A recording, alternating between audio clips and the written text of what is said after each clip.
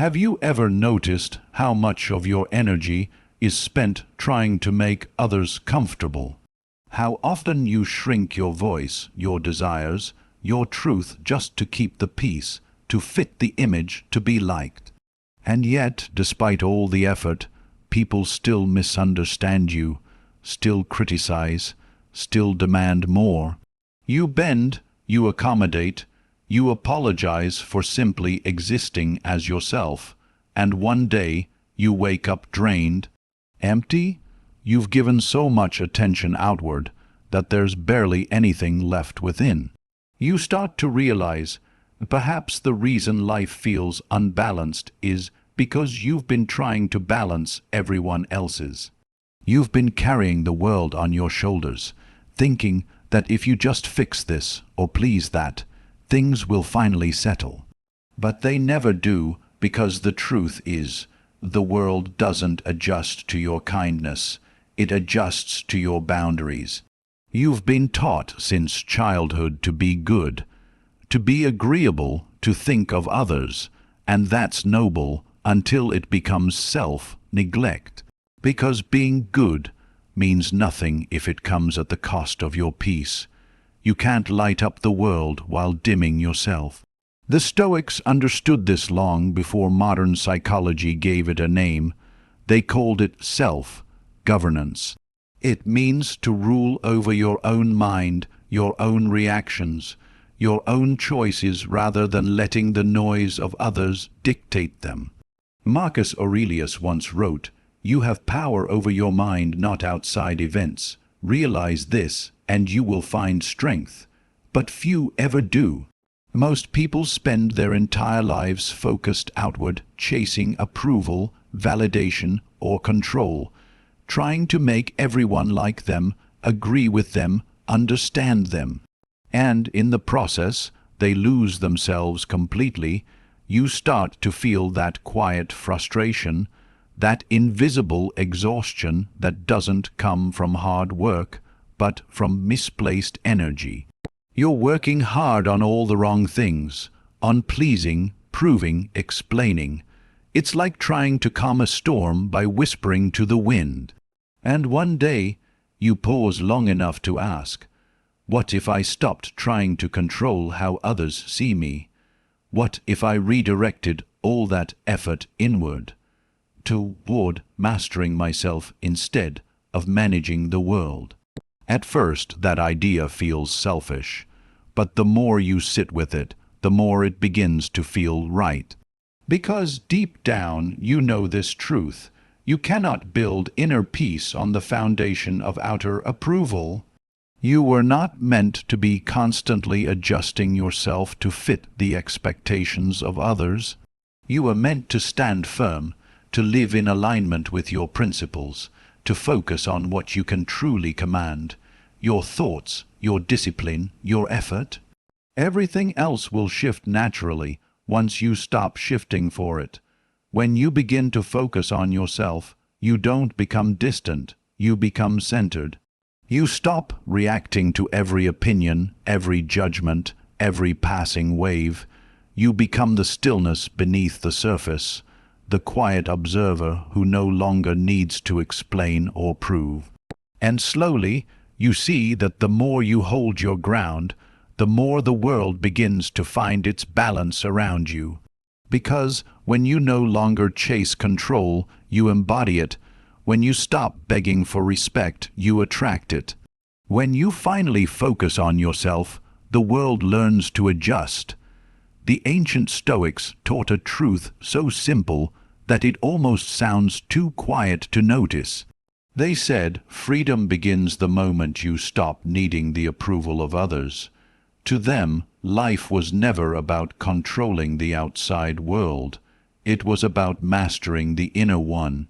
The noise outside of you will always exist. People will talk, the world will shift, fortune will rise and fall like the tide. But your peace, that belongs entirely to you.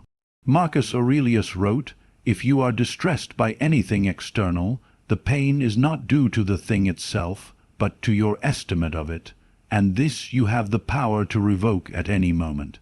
That's the core of Stoicism, the power to withdraw your energy from what doesn't serve you, and to focus it on what you can actually govern yourself. Modern life, however, conditions you to do the opposite. You scroll through endless feeds, measuring your worth in comparison to strangers.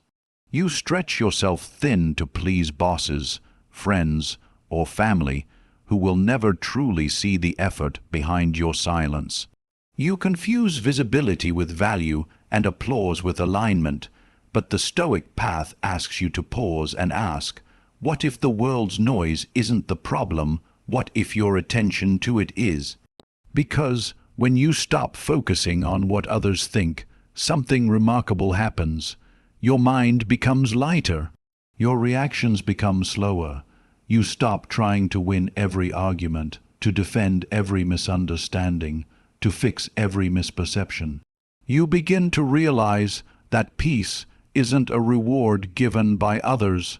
It's a discipline you give yourself.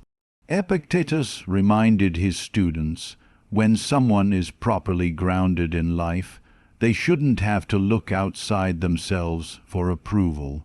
He didn't say this as a poetic idea, but as a survival principle, because the person who seeks constant validation is a slave to the opinions of others. But the one who stands anchored in his own values, he cannot be shaken. In truth, focusing on yourself doesn't mean isolation. It doesn't mean closing the door on the world. It means shifting your center of gravity from outside to within. It means you no longer orbit around people's moods, rejections, or praise. You orbit around your own principles. The Stoics believed in living in accordance with nature, and human nature at its purest is rational and calm. It's not meant to chase chaos, or dwell in comparison, or fear judgment. It's meant to observe, to act, and to accept what is outside your command. When you focus on yourself, you are not abandoning others. You are aligning with truth, because the moment you stop bending to everyone's expectations, you begin to live authentically. And authenticity, though quiet, carries an unshakable strength. Seneca once wrote, "He who is everywhere is nowhere." Meaning, when your energy is scattered trying to please everyone, you lose the ability to be truly present anywhere. But when your focus returns to yourself, your presence deepens, your awareness sharpens, you stop scattering your light and begin to direct it like a beam through fog. Focusing on yourself is not an act of arrogance. It's an act of remembrance. You remember that peace cannot be borrowed, that your value doesn't fluctuate with opinions, that the world doesn't need you to adjust. It needs you to stand firm. Because the more centered you become, the more clearly you see that everything around you has always been just reflections of your attention, your energy, your reactions. When you reclaim them, the reflections change too. That is the Stoic truth. You do not control the world. You control how you meet it, and once you learn to meet it with stillness, the world begins to bend around your calm, not your chaos. Even after understanding this truth, you struggle. Because the moment you begin to focus on yourself, the world doesn't applaud, it resists. People who once relied on your compliance will notice your silence and call it distance. Those who benefited from your availability will call your boundaries selfish, and suddenly the peace you're trying to build begins to feel like isolation. It's in this stage that most people turn back. They mistake solitude for loneliness, detachment for indifference, discipline for coldness. But the Stoics would tell you this is the test. The world always shakes a little when you stop holding it up. You start to feel that inner tug-of-war, one side pulling you toward your truth, the other toward the comfort of old habits. You want to focus inward, but the noise outside keeps calling your name.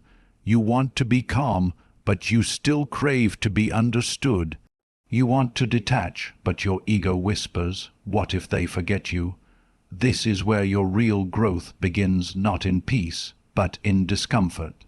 Because every time you choose silence over defense, stillness over reaction, presence over validation, you are reprogramming your soul. The Stoics faced this same tension in their own way. They were mocked for their restraint, misunderstood for their calmness. But they remained unmoved because they knew something most never learn.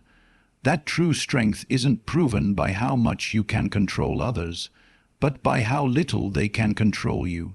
Marcus Aurelius reminded himself daily, be tolerant with others and strict with yourself, not as punishment, but as discipline. Because focusing on yourself is not about self-obsession, it's about self-mastery. You stop asking, "Why are they doing this to me?" and instead ask, "Why am I allowing it?" But even with this awareness, the process isn't clean. There are days when you'll still overthink, when your peace will wobble under the weight of opinions. You'll catch yourself explaining your decisions to people who were never meant to understand them. And afterward, you'll feel that familiar exhaustion, the quiet ache of betraying your own calm for the comfort of being accepted. That's when you begin to see the pattern. Every time you reach outward for validation, you lose a piece of yourself. Every time you chase someone's approval, you hand them the power to disturb your peace. And the more you try to manage everyone's perception, the more you drift from your own perception of self. You begin to recognize how subtle it is, the way the world trains you to look everywhere but within. It tells you to measure yourself by numbers, likes, attention, relationships, but it never tells you to sit in silence and ask, "Who am I when no one is watching?" That question cuts deep, because in silence there is no performance, no applause, no mask, there is only you, and the realization of how much energy you've wasted living in reaction instead of intention. It's humbling.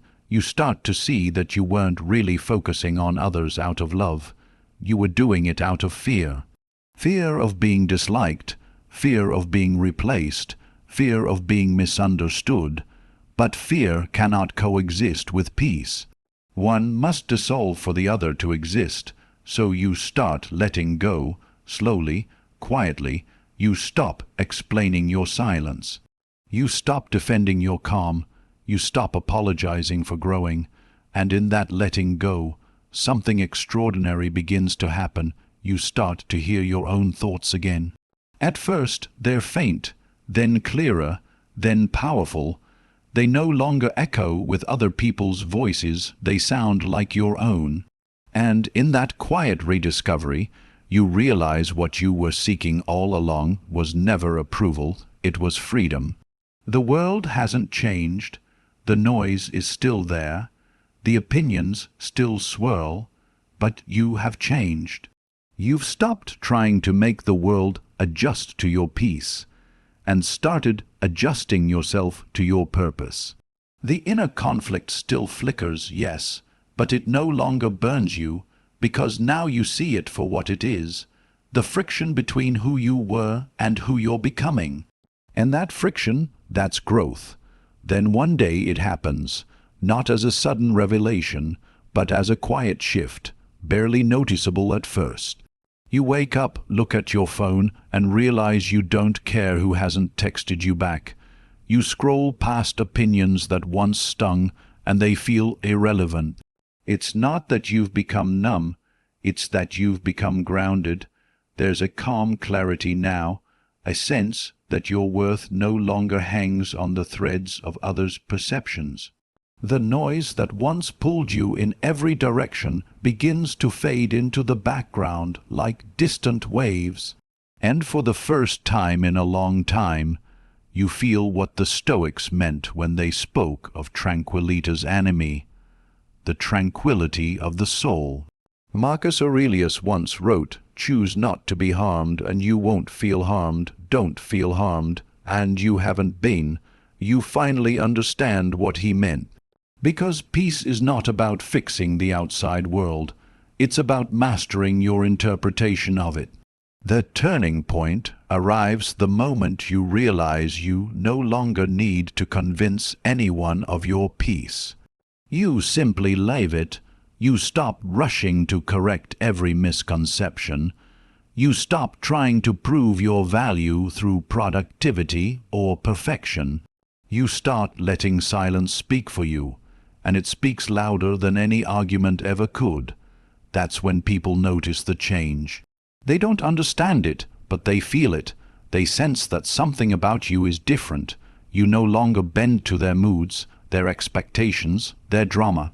And the very same people who once took your calm for weakness begin to respect it, because power doesn't always announce itself. Sometimes it just sits quietly, unmoved, unbothered, untouchable. You start to realize that the world adjusts naturally to the person who no longer chases it. It's not magic, it's energy. When you stop pouring your attention into what you can't control, that energy returns to you, and your presence becomes magnetic. Not because you're louder, but because you're lighter. Seneca wrote, "He who conquers himself is the mightiest warrior." That line echoes differently now. You see that life isn't a battlefield against others. It's a battlefield within.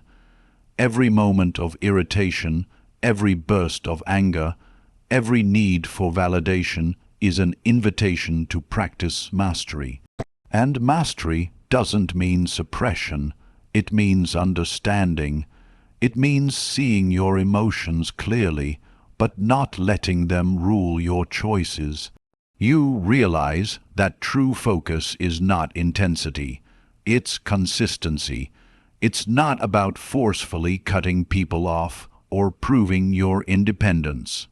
It's about quietly, calmly, choosing yourself again and again without guilt, without noise. You start saying no more often.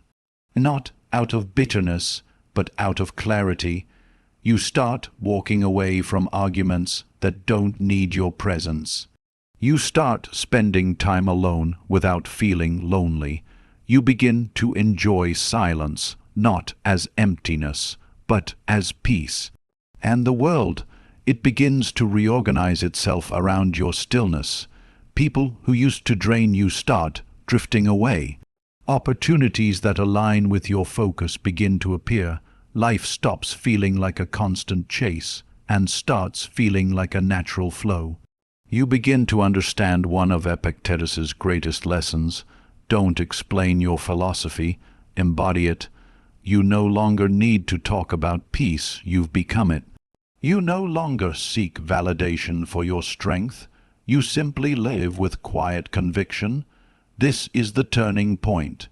When you stop reacting and start responding, when you stop trying to be understood and start understanding yourself, when you stop managing the world and start mastering your mind, and in that space, something profound happens. You no longer feel the need for the world to adjust.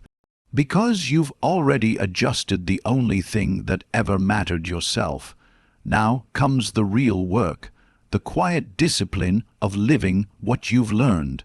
Because wisdom, no matter how deep, means nothing without practice, and focusing on yourself isn't a single decision, it's a daily commitment. Each morning you wake with a choice, to drift back into old patterns, or to stay rooted in your peace, to react or to respond, to chase validation or to remain content in silence. The Stoics began every day with reflection. Marcus Aurelius would remind himself, "Today I shall meet with interference, ingratitude, insolence, disloyalty, ill will, and selfishness, all of them due to the offender's ignorance of what is good." or evil, he wasn't predicting misery. He was preparing his mind. He was focusing on what he could control. His response, his discipline, his perspective. That's how you begin your practice too. You stop being surprised by chaos and start being anchored in calm. You accept that not everyone will understand your silence. Not everyone will match your energy. And that's okay. You're not here to be understood. You're here to be unshaken. Start with awareness. Every time you feel pulled into someone else's storm, pause. Ask yourself, is this mine to carry? Most of the time, the answer is no. You don't have to respond to every opinion. You don't have to attend every argument. You don't have to prove your worth to anyone. Next, guard your attention. Your attention is your life. Where it goes, your peace follows. Limit the noise, the unnecessary conversations, the endless scrolling, the comparison traps. Not because you're superior, but because your focus is sacred. Then, cultivate stillness. Stillness doesn't mean inaction. It means deliberate action. It's the calm center that allows you to move with precision, not impulse. When something disturbs you, step back, observe it, name it, understand it before you let it shape your reaction. This is how you reclaim power, not by control but by awareness. Another practice, detachment, not emotional coldness but emotional clarity. Detachment means understanding that outcomes don't define your effort and other people's opinions don't define your worth. It's the art of doing your best and letting go of the rest. Seneca wrote, "We suffer more often in imagination than in reality."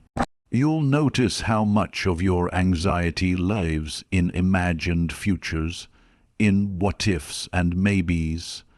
But the present moment, it's rarely unbearable, so you return to it again and again until it becomes your home, and above all, practice gratitude, not as an escape, but as alignment. Be grateful for the peace you're building, even when it's imperfect. Be grateful for the moments of solitude, for they are where strength is born. Be grateful for those who misunderstand you, for they teach you detachment. Every experience becomes a teacher once you stop reacting and start observing. Over time, you start to notice the subtle shifts. Your mornings feel lighter. Your relationships become calmer, not because others changed, but because you did. You're less reactive, less rushed, less consumed by noise. And when conflict arises, you meet it with a quiet mind that says, "This too is an opportunity to practice." This is what focusing on yourself truly means. It's not self-centeredness, it's self-alignment. It's returning to your principles over and over until they become instinct. It's realizing that you are responsible only for your thoughts, your choices, your energy. Everything beyond that is wind, unpredictable, untamable, and not worth chasing. The world, in time, begins to reflect your calm. People treat you differently. Situations unfold more gently, not because life suddenly became easier, but because you've become wiser. You've stopped demanding that the world adjust to your expectations, and you've started adjusting your focus to your nature. And in that simple daily discipline of silence, restraint, and awareness, you begin to experience the freedom the Stoics spoke of, the kind of peace that cannot be taken, only surrendered. There comes a quiet point in every Stoic journey when you realize you've stopped seeking, not because you've given up, but because you've finally arrived where you were meant to be, within yourself. The world hasn't grown softer, kinder, or quieter, but you have, and that changes everything. You no longer feel the need to fight every battle, to win every conversation, to be seen or understood. You've accepted something that few people ever do, that you don't need the world to approve of your peace for it to be real. You understand now that the way others treat you says more about their state of mind than about your worth. You no longer absorb their moods, their chaos, their expectations. You simply observe. You respond when needed. And when it's not, you let it pass. This is the wisdom of apatheia, the Stoic state of inner freedom. Not coldness, not indifference, but composure. It's the quiet confidence that no one can disturb what you've built within. You've learned to focus on yourself not as an act of rebellion, but as an act of balance, because focusing on yourself means protecting the order of your own soul. It means giving your energy only to what aligns with your principles. It means choosing peace over noise, presence over distraction, clarity over control. You now see what the Stoics saw clearly, that the world will always move according to its own rhythm. People will misunderstand, circumstances will change. You cannot slow the tide, but you can learn to sail. You cannot calm the storm, but you can anchor yourself. Marcus Aurelius wrote, "Look well into yourself. There is a source of strength which will always spring up if you will always look there." You found that source, and once you find it, the opinions of others lose their weight. The chaos of the world loses its grip. Because nothing outside you can disturb what is rooted deeply within. Now you live differently. You walk slower, but with more purpose. You speak less, but with more weight. You expect nothing, but appreciate everything. There's a strange beauty in realizing that focusing on yourself was never about selfishness. It was about peace. You weren't trying to abandon others. You were trying to return to yourself. And in doing so, you became someone the world quietly respects, even if it never says so. The people who once questioned your silence begin to see its power. The ones who took your calm for weakness now feel the strength beneath it. You didn't demand their adjustment, you inspired it by existing in alignment with your truth, because when you focus on yourself, you create a gravity of peace. You become like a mountain, still, steady, unmoved by the winds around you, and those who cross your path feel that calm, even if they can't name it. You've stopped chasing, you've stopped proving, you've stopped explaining your worth in languages others refuse to understand. You've chosen the highest form of power, self-command, and that is when the world finally adjusts. Not because it changed, but because you did. Because you stopped trying to control how others see you, and started mastering how you see yourself.